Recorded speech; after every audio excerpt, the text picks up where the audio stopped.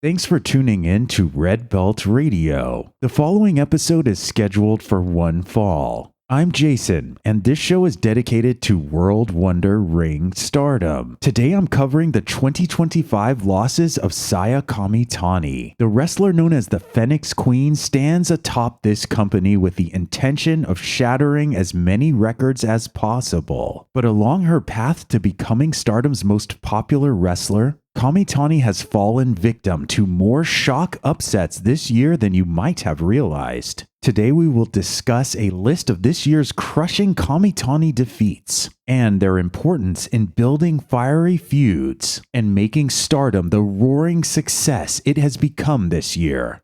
But first, at a New Japan press conference just a few days ago, Saya Kamitani announced her upcoming appearance at the Tokyo Dome on January 4th, 2026 for Wrestle Kingdom 20. This will precede Kamitani's ultimate goal of building Stardom's popularity even further to allow for Stardom to host an event at the Tokyo Dome for the first time ever. With the Red Belt and New Japan Strong Women's titles in her clutches, Saya Kamitani has become the most domineering figure inside of the ring for this promotion. Let's see which wrestlers have stood up to the Phenex Queen, done battle, and were still left standing. If you find these transmissions valuable, please give this a like, subscribe to the channel, or leave a comment to let me know what you think. These losses will be presented in chronological order.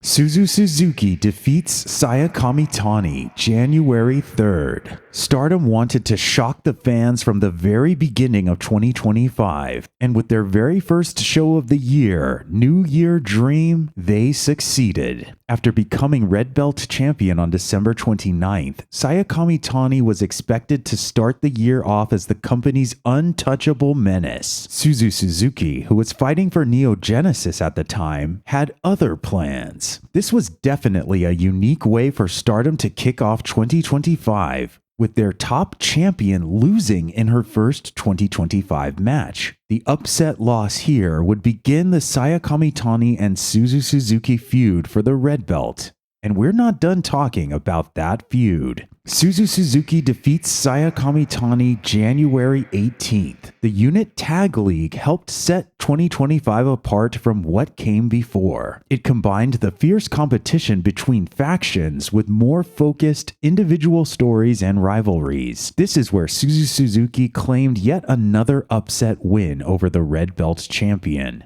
By booking this result, Stardom successfully added to the intrigue of Saya and Suzu's Red Belt title match at Supreme Fight in February, where Saya Kamitani not only got even more over, but also got her revenge against Suzu in a high-profile battle. At the time, Supreme Fight brought in the biggest live audience at Korakuen Hall in Stardom history, a major victory for Stardom, but certainly not the last brought about thanks to Saya Kamitani. Tam Nakano defeats Saya Kamitani February 15th. The post-Dream Queendom storyline between Saya Kamitani and Tam Nakano was just getting started at this point, leading to a series of escalating stipulations and dangers for the characters involved. With the Path of Thunder pay-per-view on the horizon, Stardom did a solid job of keeping us guessing, with back-and-forth wins traded between the Phenex Queen and the top kawaii of the cosmos. Tam's biggest moral victory against Saya Kamitani would come next.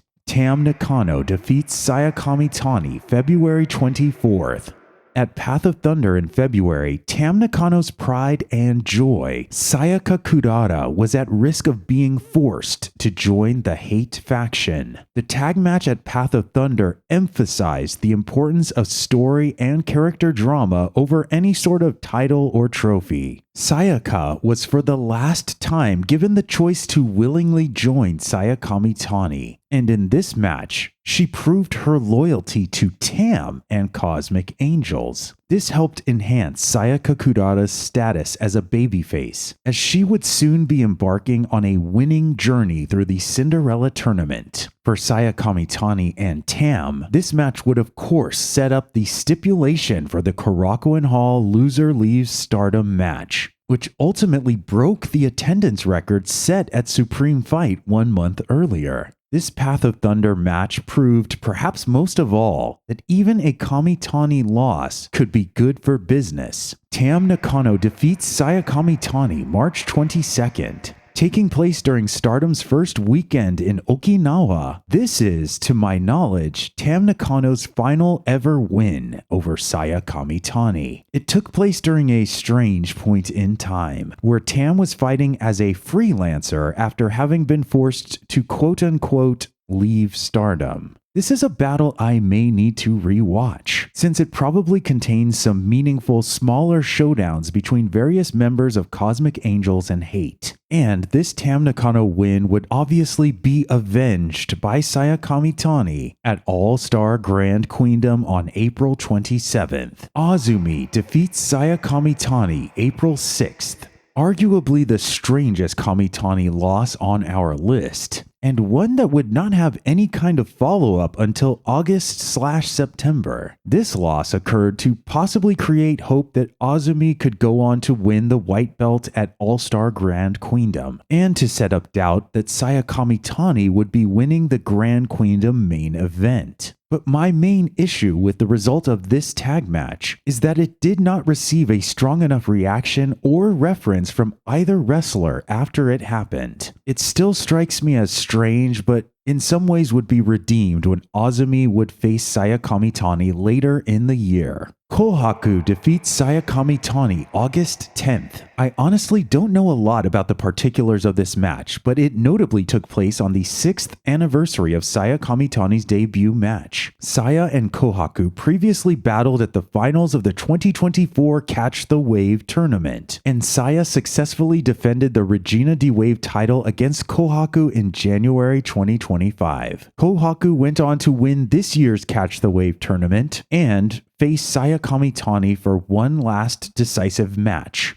This loss stands out as the only one that the Phenex Queen has not avenged after the fact. Priestley defeats Saya Kamitani August 17th. Priestley returned to Stardom as just one of 2 former Red Belt champions to enter the 2025 5-Star Grand Prix. Sharing the same GP block with Kamitani, Red Stars A, B was expected to pose a dangerous challenge. Nevertheless, her win over Kamitani was surprising and disconcerting for some, who perhaps were expecting other block competitors like Hanan or Mei Sarah to be given the accomplishment instead. But Priestley had to that point never been beaten by Saya Kamitani, which would set up a high-stakes title fight at Stardom to the World in September. Once again, the Red Belt champion would claim revenge and earn her first victory over the self-proclaimed top gaijin. Azumi defeats Saya Kamitani August 20th. Eliminating Saya Kamitani in the quarterfinals of the 5-Star GP was Azumi, who in the process won the hearts of Stardom fans inside of Korakuen Hall. This was one of Azumi's greatest moments in recent memory, as the hyped-up crowd immediately broke into Azumi chants once the match was decided. The high-speed bomb girl would go on to reach the 5-Star GP finals, and after falling short, would rematch Kamitani in a double title match. On September 27th, during one of Stardom's most successful weeks of the year, Kamitani would again have her revenge, therefore becoming a double champion, and this promotion's undeniable #1. At the time of this recording, Saya Kamitani has not been beaten since the 5-Star GP, and all of her losses within Stardom have been avenged. One can only wonder if anyone stands a chance against the Phenex Queen from here. So what Saya Kamitani loss do you think has been this year's most surprising? Who do you think is the double champion's biggest current threat? And who do you think should fight the Phenex Queen at the Tokyo Dome? And to see more of the wrestlers featured in this transmission, check out my quick guide for Stardom matches to watch for free right now. Link in the description. If you found this transmission valuable, please give it a like, subscribe to the channel, or leave a comment to let me know what you think. Thanks for listening to Red Belt Radio.